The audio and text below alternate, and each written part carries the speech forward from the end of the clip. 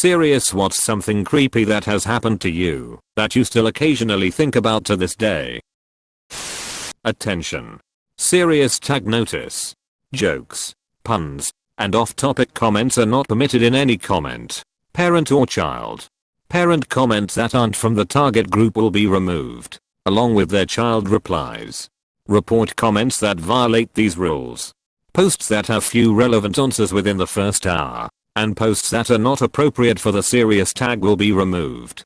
Consider doing an AMA request instead. Thanks for your cooperation and enjoy the discussion. I'm a bot, and this action was performed automatically. Please contact the moderators of this subreddit /message/compose/to/r/askreddit if you have any questions or concerns.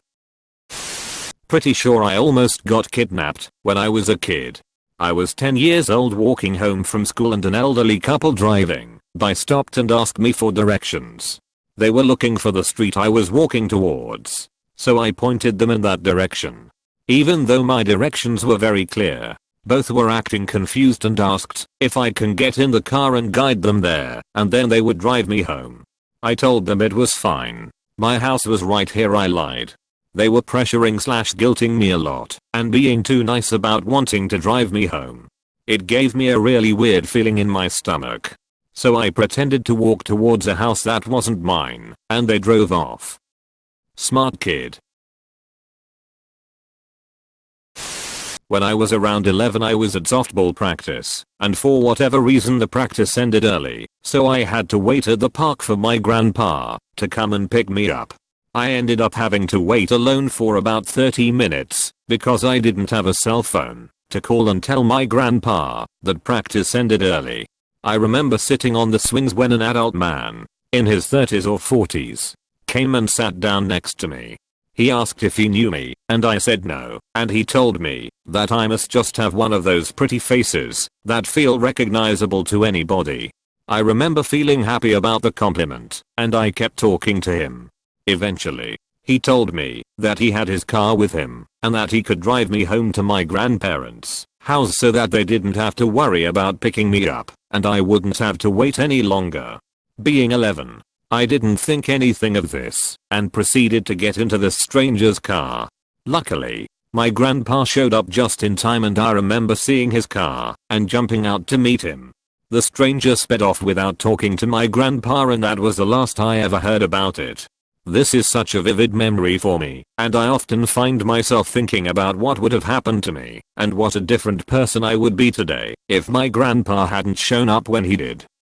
It's peeped up that no adult from your softball team waited with you for your grandfather to arrive and instead left you there all by yourself.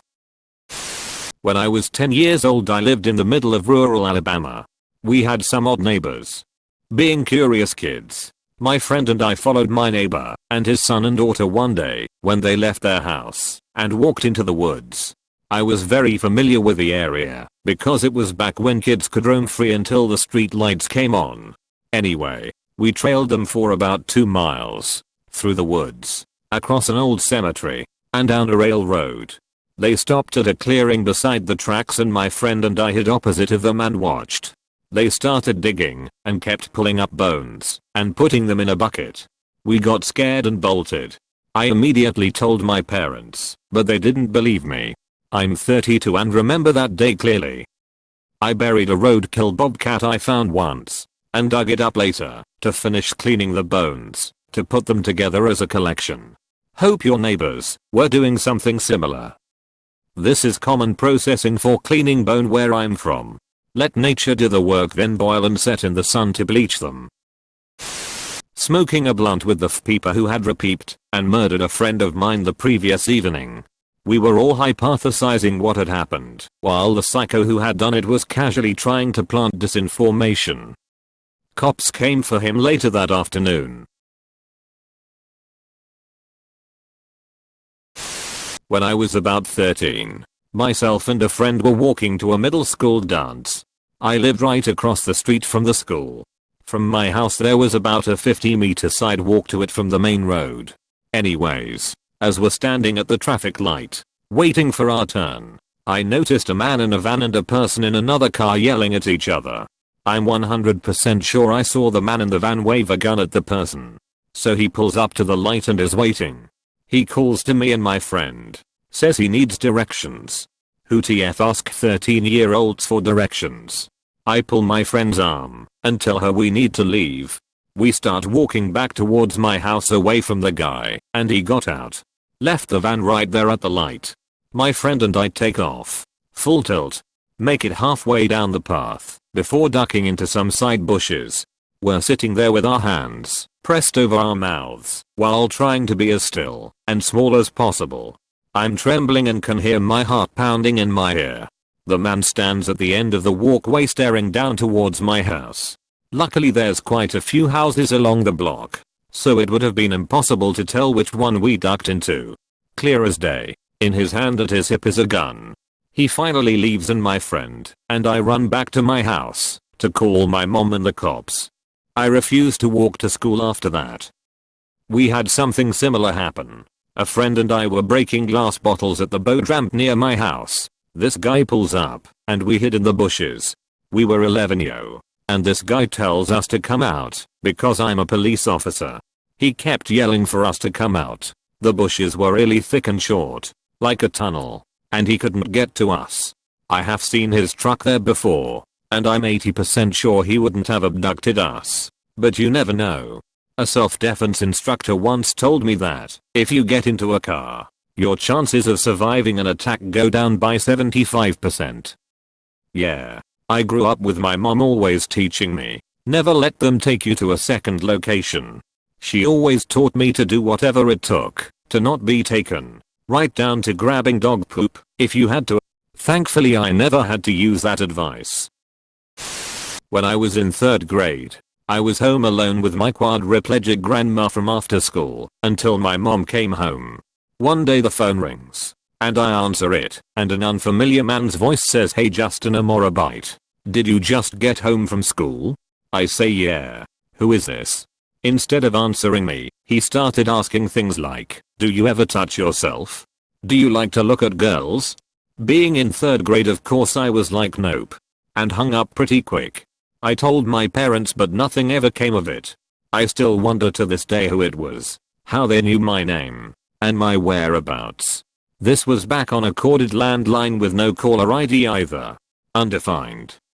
I had a similar thing happen to me when I was around the same age, but I was with my whole family.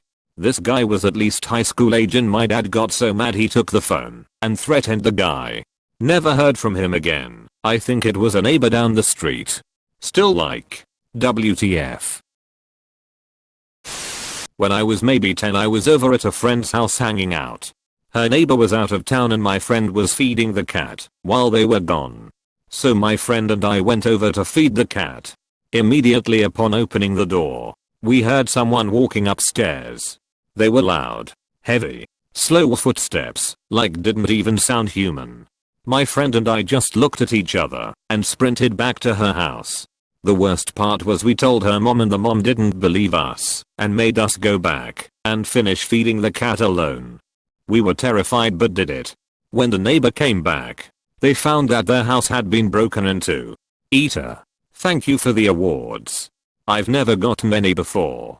As for my friend's mom's reaction, we were in upper end suburbs in the early 2000s. At the time I think people thought these were incredibly safe with no crime, not the magnets for robbery they often were. It also probably totally sounded like we thought it was a monster/ghost.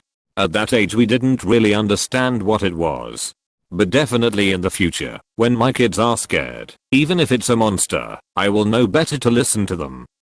Did her mom ever apologize? No. Just brushed it off and was like, "Oh well, isn't that weird?" No. Sharon. It was freaking scary.